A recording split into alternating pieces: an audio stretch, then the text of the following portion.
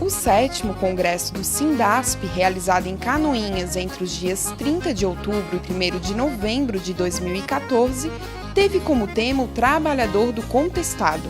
O congresso apresentou uma programação cultural que salientou as variadas manifestações artísticas da região. Quero agradecer a todos aqui, a presença de todos nesse congresso. Sempre é mais um momento daquilo que a gente vai levar para sempre nas nossas vidas, né? Que é aquilo que a gente aprende. Só isso que ninguém vai tirar de nós, isso ninguém tira da gente. Então, esse é um excelente momento para que a gente possa estar aqui refletindo sobre um assunto de bastante interesse e, inclusive, de pouco conhecimento ainda da sociedade catarinense, para que a gente possa ter conhecimento e orgulho daquilo que é a nossa história. É necessário que nós contemos a nossa história.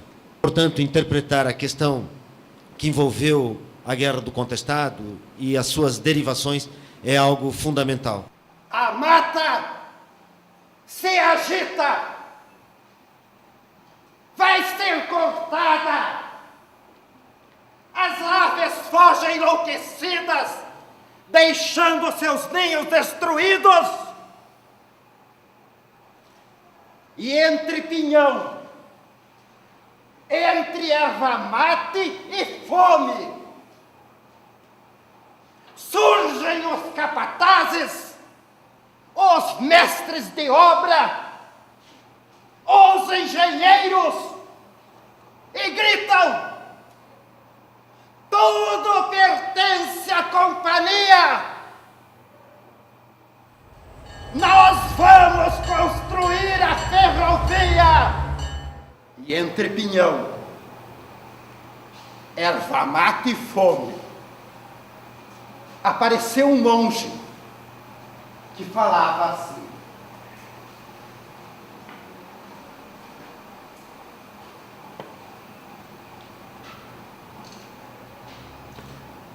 eu vim avisar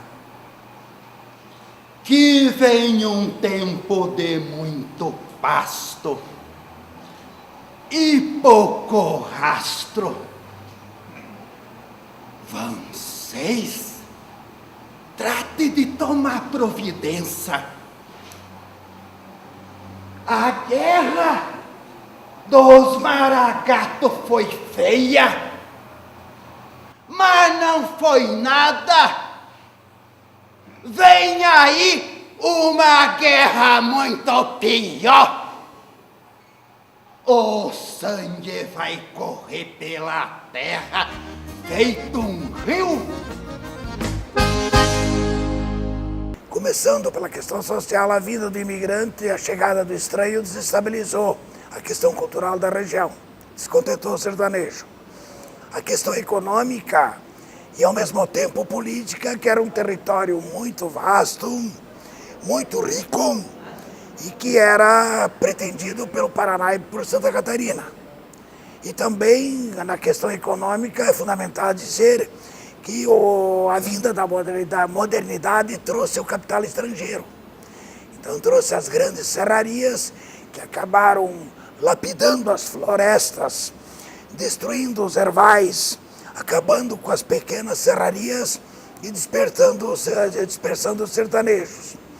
E também é uma guerra santa e religiosa, porque se não fosse a cultura popular e os monges, os sertanejos não teriam aquela força, aquela determinação de se unirem e combaterem contra as forças políticas e econômicas. A produção de arte e cultura em reunião com a construção da riqueza e as lutas dos trabalhadores foram o marco do encontro. Vamos voltar à infância, vamos ser todos crianças comportadas e ouvir a história que ele relembra a contação de história dos pais, dos avós para as crianças. E uma voz que disse: eu caio! João, sem medo, disse: pois caia! E veio do teto como uma perna Só a perna de um vivente. Brum, no chão. A batida lá em cima. E falou, eu caio! Ele disse, pois caia, agora virou. O que era? Macho, agora é mulher? O que está acontecendo? Caia! Que nunca cai. Eu caio, pois caia, que nunca cai. Está demorando demais. Caiu outro, um braço. No chão, assim, fez aquilo. E aí continuou. Eu caio, pois caia, está demorando demais. Caiu outro braço. Eu caio, pois caia, que nunca cai. Caiu o tronco. Eu caio, pois caia, que nunca cai, está demorando demais. Caiu a cabeça e emendou tudo ali. E se formou um enorme de um cidadão, com o cabelo arrepiado, sem pentear, sem pra... e veio vindo para cima dele. Saiu para fora do rancho, naquele instante. Aí encontrou um sapo, aqueles enormes pulando lá fora no verão, assim, e já encontrou um espeto ali do lado, e enfiou aquele espeto no sapo. E o sapo fazia assim com aquelas perninhas. E trouxe ali do lado, escorrendo um sangue, ficou do lado da carne do João Sem Medo. Eu disse, tira esse sapo daí! Não tiro! Tira esse sapo daí! Não tiro! E aí, aquele monstro encostou o sapo na carne de João Sem Medo, e João Sem Medo, revoltado, disse, saia daí!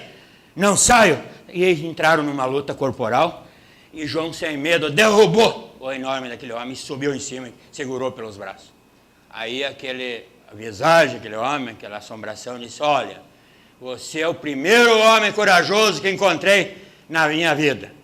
Vai ter ali no canto desse rancho, tem um guardado com ouro. E ali foram lá, cavaram, e João Sem Medo é um homem muito rico, vive muito rico até hoje.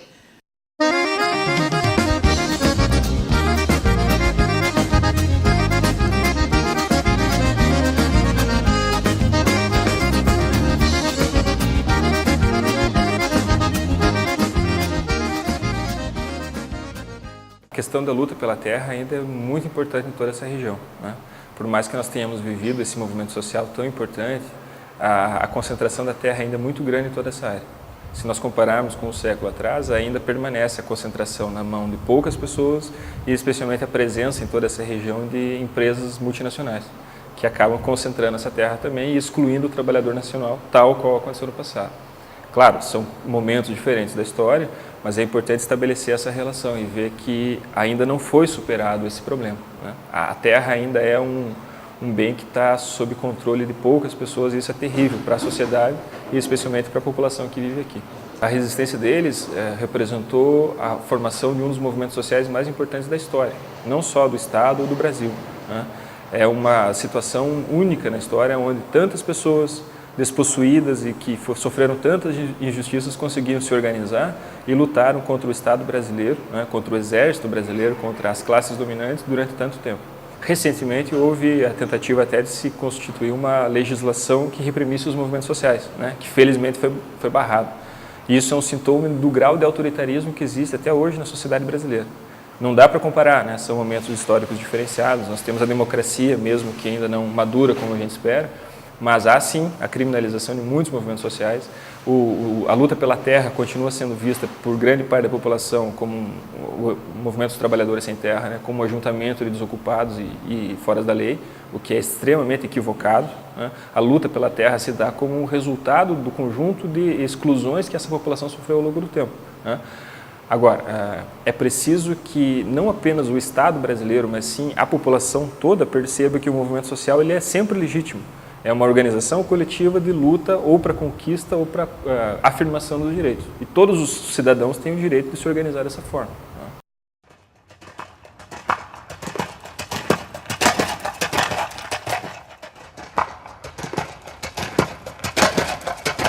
A Guerra do Contestado, portanto, ela bebe muito, pelo menos sob o prisma da exclusão, e depois da reinserção desses excluídos por outros sistemas que não o da escravidão, do final da escravidão, né? A gente tem a Guerra do Contestado acontecendo 24 anos apenas após o final da escravidão. Então, os ranços do sistema escravista, da exploração a que esses homens e mulheres estavam submetidos, não acabam porque a escravidão acabou. O preconceito racial no Brasil é muito mais forte que o preconceito de classe. Eu acho que ele se põe de forma muito mais marcante pelos índices básicos que a gente pode encontrar. Por exemplo, apenas 11% dos universitários brasileiros são negros. Tá? Então, eu acho que isso marca bastante. A maior parte da população brasileira que mora em favela são negros. A maior parte da população carcerária brasileira é uma população negra. Apenas 1% dos professores universitários no Brasil são negros. Eu acho que o preconceito racial ele é muito mais forte ainda. Nós não devemos ficar apenas com a memória e a história da guerra, mas de todos os fatos decorrentes dela. E esses fatos relacionados ao folclore, às lendas do contestado, faz parte do imaginário popular e nós podemos aproveitar todas essas questões, inclusive turisticamente. Porque quando alguém vem para a nossa região, não quer saber apenas do patrimônio, daquilo que restou da guerra, das suas heranças, mas também do folclore que existe em torno dela.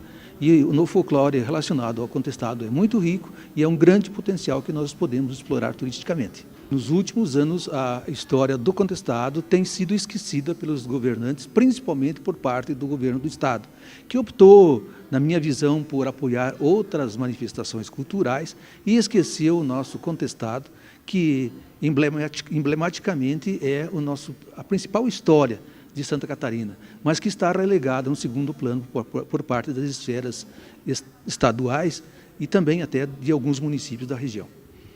Nesta região se sente resquício ainda quente, pois a nossa alma não mente e sente a batalha travada.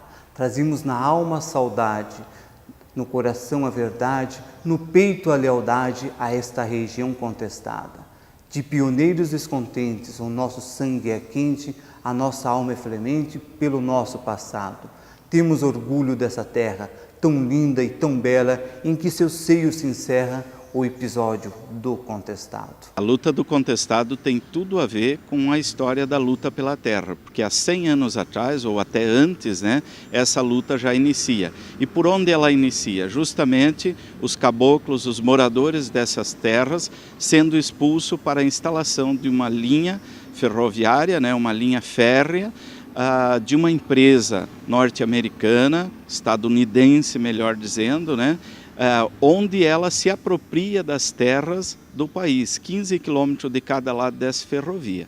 Mas não para por aí, porque ninguém mediu esses 15 quilômetros. Então, na verdade, essa empresa se apropria de muito mais. Além de tirar todas as riquezas da madeira, que era o pinheiro que tinha aqui, e levar isso, a maioria, para os Estados Unidos, ela fica com a terra e expulsa todos os caboclos aqui da terra.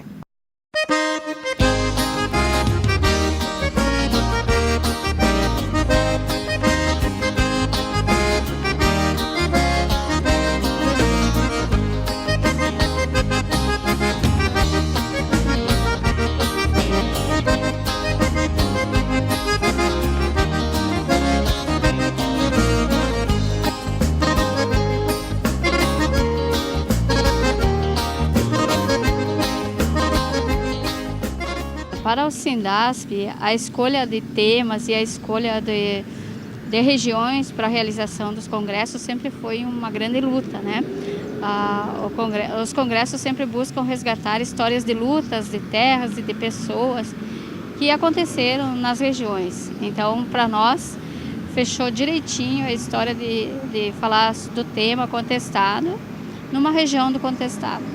Achei muito interessante o tema sobre o contestado. A gente ouve falar assim, poucas coisas quando está estudando e deu para conhecer muito a respeito desse contestado, como foi a luta do trabalhador e que continua até hoje nessa grande luta pelos seus direitos. Hoje, depois do Congresso, a gente tem uma motivação maior de buscar mais história, se aprofundar no tema, que é um orgulho para a nossa região.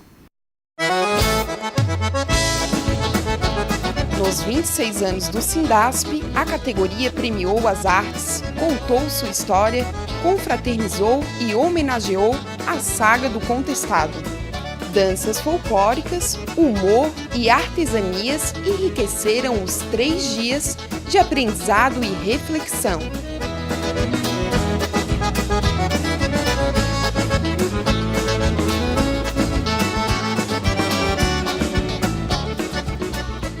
Sempre os congressos eles foram organizados em regiões muito turísticas do estado, né?